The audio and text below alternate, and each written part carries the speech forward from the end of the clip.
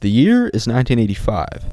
Fresh off of glory in European Formula 3 and a less than glamorous Formula 1 debut in the absence of one young Ayrton Senna, two racing entities are starting a journey together that, through the passion and insanity of Formula 1 diehards, would later become immortalized forever.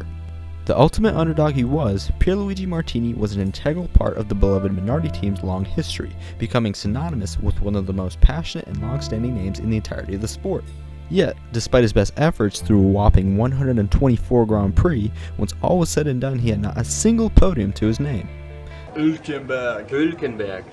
Sag's mal ein bisschen männlich. Hey! So, why should he be remembered?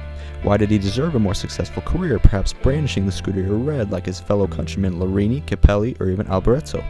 Why, of all underdogs in the history of Formula 1, does one name continue to come to mind when I think of drivers who deserved better? Why is Pierluigi Martini Formula 1's greatest underdog of all time?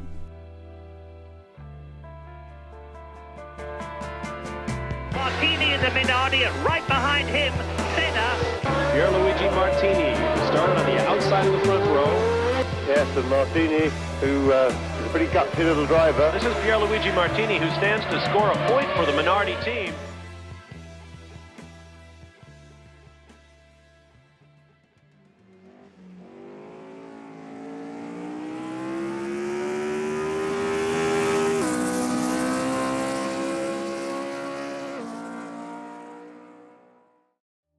To begin our journey, we have to go all the way back to 1972. The Martini legacy in Formula 1 doesn't start with Pierluigi. In fact, the Minardi-Martini ties don't even start with Pierluigi. Long before his self-named team jump-started the careers of the likes of Fernando Alonso and Mark Webber, Giancarlo Minardi was beginning to find his footing in team ownership in the 1970s, leading the Scuderia del Passatore team to success in the small Formula Italia series, winning the championship with Pierluigi's uncle, Giancarlo Martini, in 1973. With a dominant 14 wins in 22 races came attention and a much-needed boost of cash from Italian accessories company Everest, and the aptly renamed Scuderia Everest would graduate to Formula 2. Their success also led to a lucrative partnership with none other than Enzo Ferrari, with Minardi being tasked to nurture young Italian talent in a series of tests in the Ferrari B3 Formula 1 car throughout 1975. With their new European Formula 2 venture, they found a varying degree of success, scoring points on occasion in their debut season and maintaining similar performance in year 2 before coming out victorious in the 1976 Italian Formula 2 Championship. Their steady progress led Minardi to field Martini in a pair of non-championship Formula 1 races with a Ferrari-supplied customer car in 1976, marking the beginning of both Minardi and the Martini family's journey in Formula 1. Unfortunately, it turned out to be a mostly uneventful venture, shifting their focus back to Formula 2 and putting Giancarlo Minardi's Formula 1 dreams on hold. There is Chiva in the pits, and that's Martini with the back of his car missing. Martini out on the second lap with a very shattered Minardi. Let's get back ahead to 1985. Now nearly a decade removed from an unsuccessful and perhaps premature foray into Formula 1, Giancarlo Minardi makes the bold decision to skip what would otherwise be an obvious transition to Formula 3000 by instead returning to the Formula 1 paddock that humbled him 9 years prior. And, in keeping with tradition, he chooses to put the familiar Martini name behind the wheel, this time with Giancarlo's nephew, Pierluigi, steering the ship. Having won the European Formula 3 Championship in 1983 before accompanying Ayrton Senna in a Brabham test and narrowly missing out on the chance to be Nelson Piquet's teammate, young Pierluigi perfectly fit the bill for the new team. Unfortunately, as if lightning had struck twice, much was left to be desired. Cycling from plans of Alfa Romeo power to Ford then to Motori Moderni in the span of weeks, in a hastily packaged machine, Pierluigi would only finish 3 Grand Prix throughout the season, with the highlight being 8th, yet 4 laps down, in an attrition-riddled Australian Grand Prix. So bad the season was, it would be another 3 years until we saw our protagonist back in a Formula 1 cockpit, losing the 1986 Formula 3000 title by a hair's width in the meantime.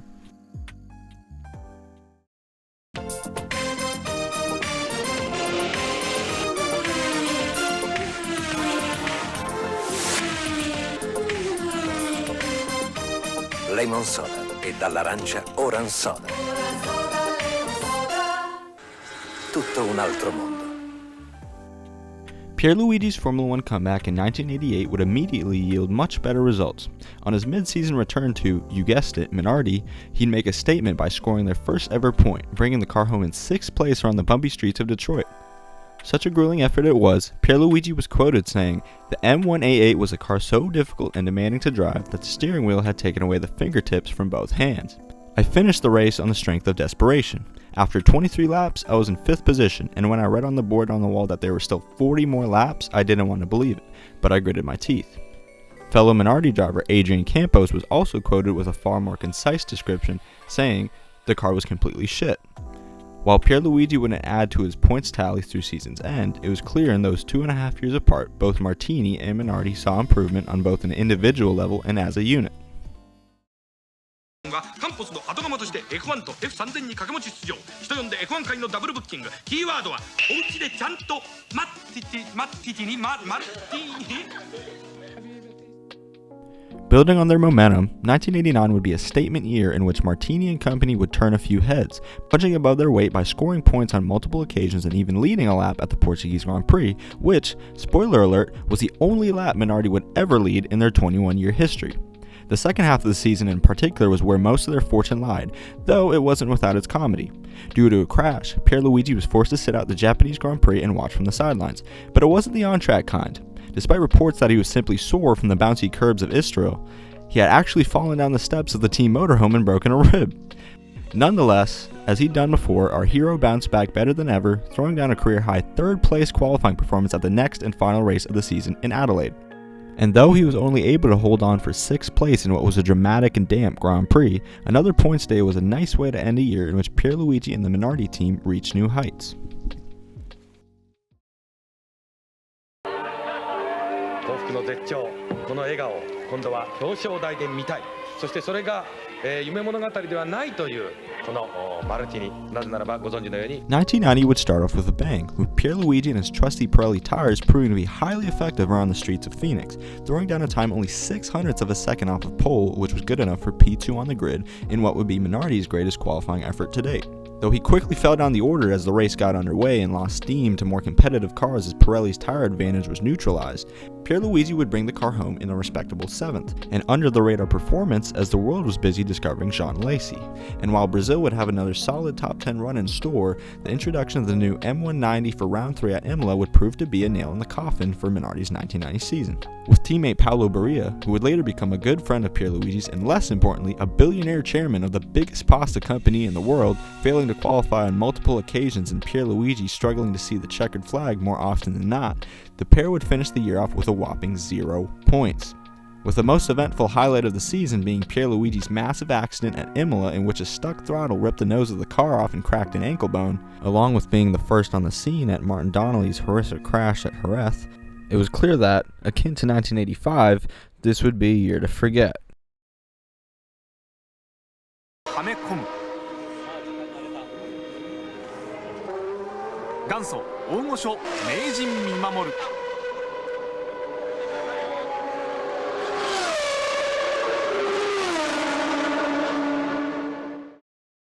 Despite their disappointing drop in form, 1990 wasn't completely a waste. On the 5th of April, Minardi would announce a partnership with a familiar name. For the 1991 season, Ferrari would be supplying the team with their V12 engines, marking the first time the Scuderia would be serving as engine supplier for a competitor team since 1966. As it turns out, this would usher in a strong return to form for the Faenza outfit. With the arrival of the similarly talented Yanni Morbidelli, an improved chassis, and powerful Ferrari engines, Minardi were well and truly back in business. Pierluigi's talent was on full display this season, garnering both a team and personal best finish of 4th place not only once but twice, including a gutsy drive at Imola, running the final 39 laps without the clutch and the entire race on one set of tires. Ironically enough, he would be the only Ferrari-powered driver to finish the team's home race, with both Ferraris and his teammate Morbidelli out within the first 10 laps. With this performance, followed by another 4th place finish at Estoril in a Grand Prix more famous for Williams' pit stop blunder, Pierluigi would outscore Morbidelli 6 points to 0. That is, until the lower scoring Minardi driver would be drafted in at Ferrari to substitute for the recently sacked Alain Prost, resulting in a rain-shortened 6th place and a major upgrade to half a point on the season. Excluding a slightly embarrassing last-lap collision between the pair at Catalonia, 1991 was largely a success and provided a much-needed bout of momentum for both team and driver. Stop booing. There's nothing wrong with it. There are dozens of us. Dozens! While we're on the topic of severely underrated Formula 1 drivers, a few weeks back, while still in the making of this video, I was working a racing school event at Mid-Ohio and happened to bump into none other than the legendary Tommy Byrne, former Formula 1 driver, Formula 3 champ, and Indy Lights winner, who was coaching one of our drivers for the weekend because he probably knows Mid-Ohio better than anyone else on earth. After waiting for a lull in the action, I went up and had a quick chat with him about his days racing in Formula 3 against Pierluigi. He seemed more than happy to spare some time and stories about Pierluigi while even giving me a signed copy of his book in the process, which was a great read, may I add. Buy it at crasherburn.com. Back in 1983, the pair raced in European Formula 3 together during Pierluigi's championship season, swapping both victories and great memories. Tommy spoke mostly about the fun they had that year. After years of intense rivalry through his Formula 4 days and being fresh out of the F1 circus, the season was a nice change of pace for Tommy, who spent much of 1983 traveling across Europe and partying with Pierluigi and Gerhard Berger when they weren't tearing up the racetrack. He also spoke of the 9th race of the season at the Misano circuit in Rimini, Italy, in which the only tires he had left for the race were his fast but quickly wearing Yokohama qualifying tires. With the expectation of getting just 5, maybe 6 good laps in before becoming a sitting duck, Tommy would somehow go on to win the race, with who else but Pierluigi breathing down his neck as they crossed the line. Overall, Tommy shared similar sentiments as those you'll hear throughout this video, saying Pierluigi was a quick driver but didn't quite get the opportunity he deserved to prove himself. Yes, and Martini, who is a pretty gutsy little driver and a pretty quick one, seems to be producing even more than usual today, and that may well be the rumours of vacancies at Ferrari, and that has a pretty electrifying effect on any Italian driver. As it turns out, 1992 would be the year hell froze over. Yes, that's right folks, Pierluigi Martini was driving a Formula 1 car and it wasn't black or yellow. Despite a promising 1991 with Minardi, Martini reportedly had higher expectations with the advent of the Ferrari engine deal and was disappointed with what they produced. With Team Scuderia Italia coming off a decently encouraging 1991 headlined by a podium at Imola, it was understandable as to why Pierluigi had hope for greener pastures. It turns out dangling a podium in front of a guy who spent 70 Grand Prix trying to get one is a pretty good method of negotiation. Following the Ferrari engine package over to the team, rather than finding improvement, it felt like more of a broken record of a season. While he outperformed teammate JJ Leto, who he later claimed to be the most competitive teammate he'd ever face, that wasn't much to write home about. 2 6th places were all that Pierluigi had to show for in what he'd assumed would be a big step up from 1991. As a side note, 1992 was also a year that, in an alternate universe, could have been Pierluigi's ticket to stardom. Throughout 1991, particularly after Pierluigi's impressive performance at the Portuguese Grand Prix, Martini was approached by Piero Ferrari in talks for a race seat for the legendary Scuderia Ferrari in 1992. These talks even advanced as far as Pierluigi signing what he claimed to be a pre-contract for the upcoming season, meaning it wouldn't be wrong to say Pierluigi Martini was at one point in time a signed Ferrari Formula 1 race driver. Unfortunately, this wouldn't last long. After the Japanese Grand Prix, Claudio Lombardi would take over as team manager, and as he preferred eventual victor Ivan Capelli for the seat, all bets were off and the pre-contract would remain nothing more than just that, a pre-contract. Perhaps it was for the best, considering Capelli's fate.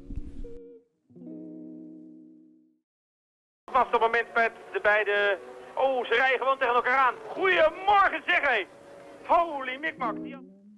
Once again, Pierluigi came to season's end with previously high hopes dampened by mediocre results, and for the second time in 2 years, he jumped ship to another team. Now, if you can guess which team he moved to, it's really not that impressive. I don't think it takes a rocket scientist to figure this one out. Originally in talks to join the March team that was quite literally in a death march as they shut down before a deal could materialize, after being sidelined for the beginning of the season, Pierluigi would eventually move back home to, you guessed it, Minardi midway through 1993, replacing Fabrizio Barbazza from the British Grand Prix onward.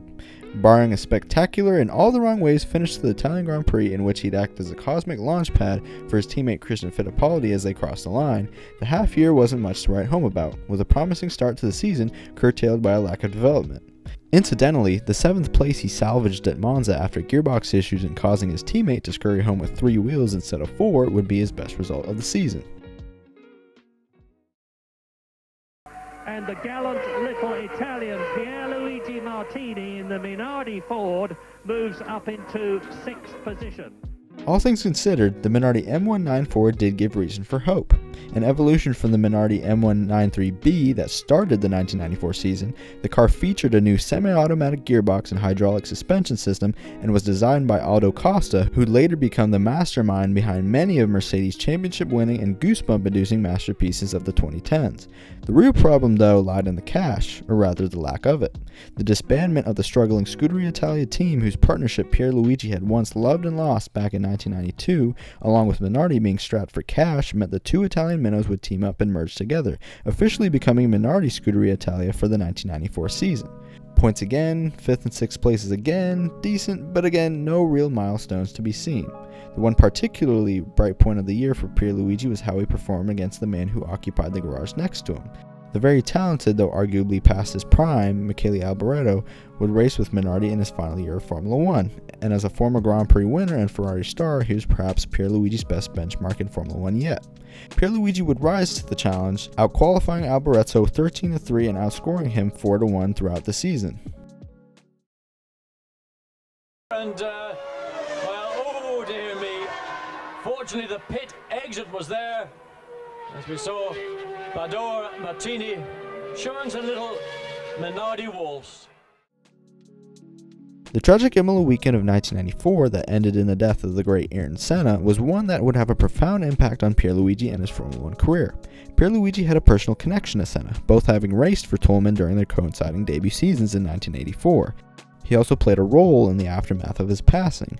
During the trial surrounding Senna's fatal accident, Pierluigi took the stand to testify against the claim that his death was due to driver error, quoted as saying, "A driver like Ayrton Senna didn't go off track at that point unless there was a problem." While he'd soldier on, it'd soon become clear to Pierluigi that there were finer things in life than Formula 1. After the first half of 1995 brought mixed results, Pierluigi and Minardi were at a crossroads. Despite their long-lasting and relatively successful working relationship, as the list of willing pay drivers continued to grow in tandem with the cost of maintaining a Formula 1 team, Giancarlo Minardi was forced to leave his beloved Pierluigi with an ultimatum. Either he give way to the young guns with bigger checkbooks, or he drive for free. Knowing he was now a father who wasn't getting any younger, and with the tragic events of Imola the year before still weighing on his mind, after 124 Grand Prix, Pierluigi Martini decided to call it a day on his Formula 1 journey.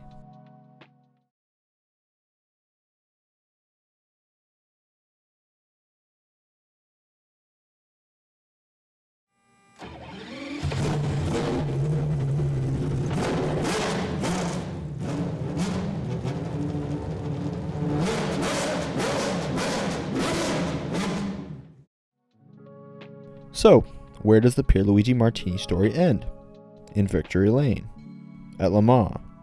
In a works BMW prototype. That's right, 14 years on from the beginning of his Minardi journey, 9 years on from the front row of the grid, 4 years on from being spat out by the F1 circus, Pierluigi Martini was finally vindicated. No matter the DNFs, no matter the occasional failures to qualify, no matter the sometimes never-ending deep hole he had to dig himself out of every time he strapped into a Minardi, no one could take away the fact that he was now a winner on the biggest stage in the world. And, as typical for Pierluigi, the victory wasn't without its drama.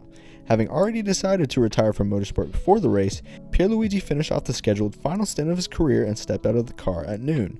Ready to enjoy what would be a dramatic ending, and before he could even think of coming to terms with his new chapter in life beginning, Pierluigi was then called back to the car for the final 2.5 hours, being tasked with holding out the mighty Toyota of Yukio Katayama and company. And though Katayama put in a valiant effort, his GT1's left rear tire would blow out with less than an hour remaining, putting Pierluigi and his trusty BMW in the driver's seat for a memorable and gutsy victory. As Pierluigi would later put it, Le Mans had chosen me. And with that, the curtain was drawn on a cult classic career. Aside from a subsequent one-off in the American Le Mans series and later appearances in Tin Tops, Pierluigi had essentially stepped away from full-time motorsport on top. To this day, Pierluigi is still found mingling in Formula 1 circles, participating in historic Minardi events and occasionally taking his beloved classic Tyrrell P34 for a spin, including just before the start of the Imola Grand Prix earlier this year. While the days of him suiting up in the Minardi black and yellow are long gone, it's clear that his passion for the sport is unshaken and harkens back to a time when seeing the Martini name fighting up in the top 6 against the Sennas, Prosts, and Mansells of the world wasn't an unusual sight. It's hard to overlook just what Pierluigi Martini meant to the Minardi team. He was with them from the start, starring in over a third of their Grand Prix appearances and being part of almost every single one of their milestones. Their first point, their first lap led, their first front row start, etc, etc. To put things into perspective, let's do some simple math. Throughout the 21-year history of Minardi, 37 drivers participated in at least one Grand Prix for the team. Those 37 drivers scored a total of 38 points. Pierluigi alone accounted for 16 of those, aka 42% of their points haul. And if you go even further by adjusting an account of the farcical 2005 United States Grand Prix, you come to a total of 31 points. Meaning that under a level playing field, the other 36 Minardi drivers scored less points combined than Pierluigi did single-handedly. Sometimes things just don't work out.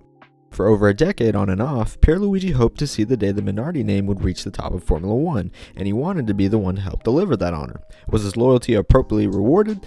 It's hard to say. Sure, he had a long solid career in the top echelon of racing, but he never quite got the opportunity to show what he was truly capable of.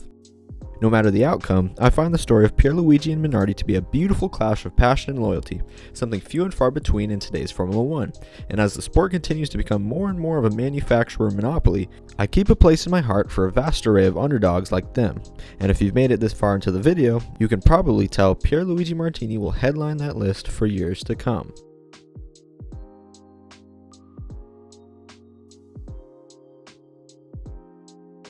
I'd like to take the time to specifically thank a source I stumbled upon and used for a good chunk of this video. His name is Jean-Michel Boileau on YouTube, and he's got an absolute treasure trove of vintage Formula 1 content, namely the massive amount of Minardi content that saved my ass in the making of this video multiple times. Maybe I need to make a new video on him titled F1's Most Underrated YouTube Channel. Anyways, please feel free to check him out along with the many other sources I try to list out in the description. Thank you to all of them for their assistance in the making of this video, and thank you for watching. Vedete Martini all'attacco di Ukio Katayama e ce l'ha fatta l'entrata della Scari, veramente una grande staccata per Martini.